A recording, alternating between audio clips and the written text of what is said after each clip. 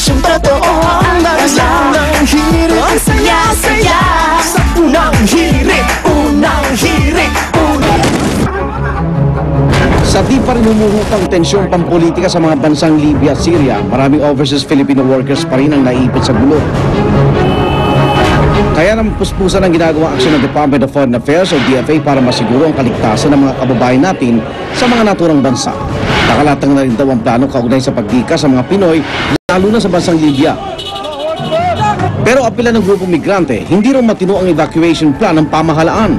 Hindi rin daw sapat ang quick reaction team na nakabantay ngayon sa Libya. At dapat daw isang high-level mission na ang ipadala doon. Ang plano ng pamahalaan para masiguro ang kaligtasan ng mga Pinoy sa Libya at Syria. Yan ang ating tatalakayin ngayon.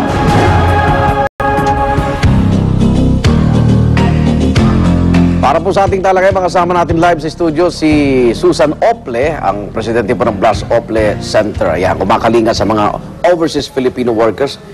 Welcome, Toots. Ayan. Oy, magandang umaga, Igan. Gandang umaga. Satisfy ka ba dun sa yung paano yung action ng gobyerno dito sa mga kababayan natin nasa Libya at Syria? Kasi pinag-usapan natin pag overseas Filipino workers, illegal.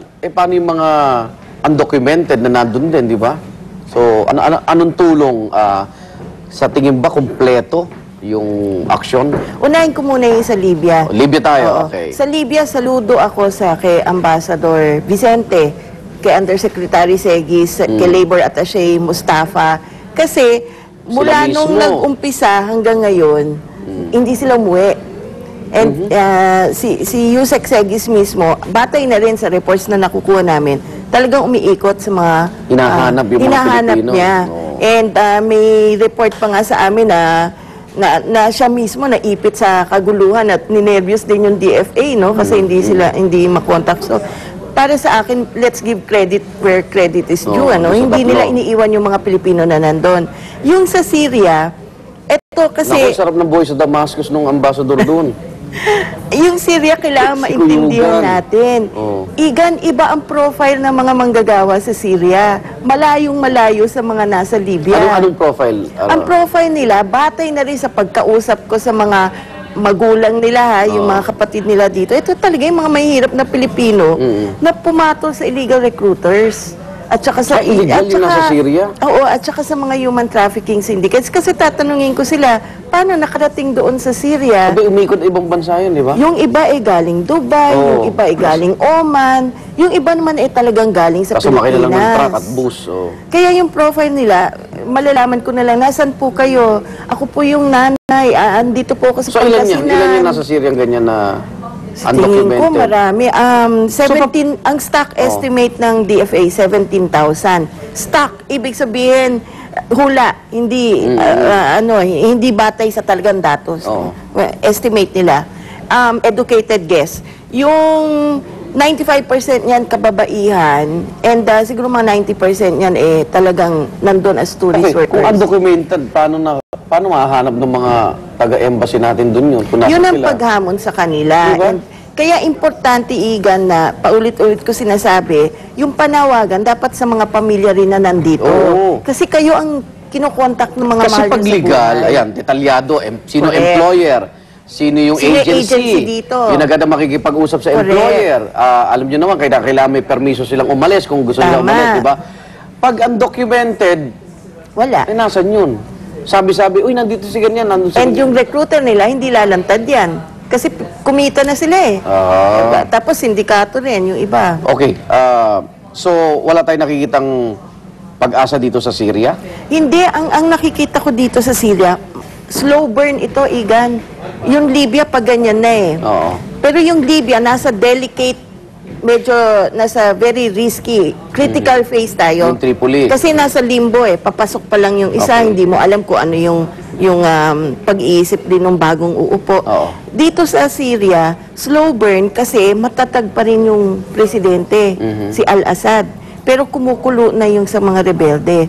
So tama din lang na yung embassy proactive na hanapin na yung mga Pilipino. Ang problema doon sa mga nakakausap namin Pilipino doon sa Syria, natatakot silang lumabas kasi dinig na sa paligid nila yung mga baril, yung mga putok ng ganyan.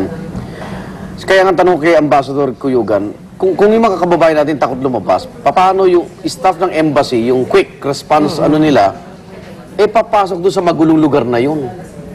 Oo. Di ba? Oo.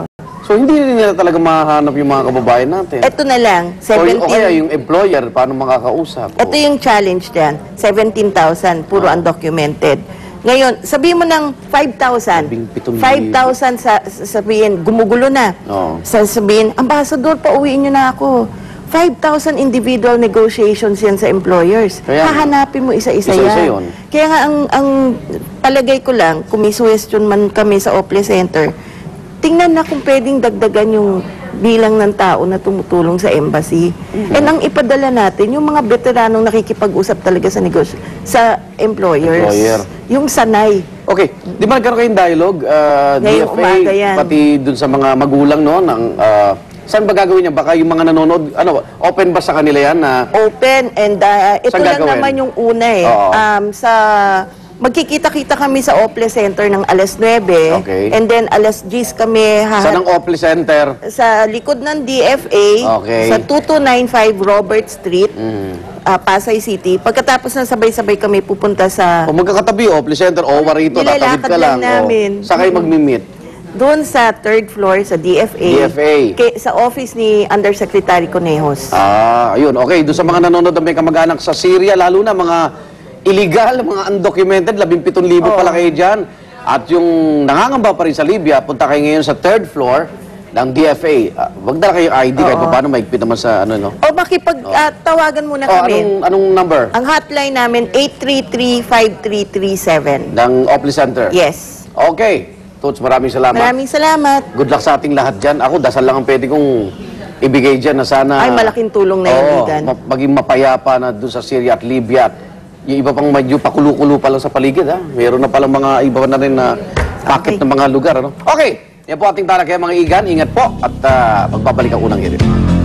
Alas 9 yun, di ba?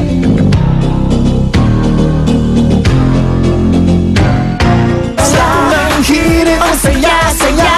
Sa unang hirit,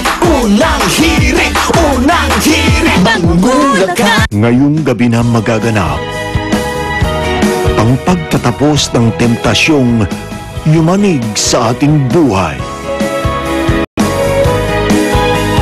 Ang wakas ng temptation of wife. Sa laro ng buhay, hindi sila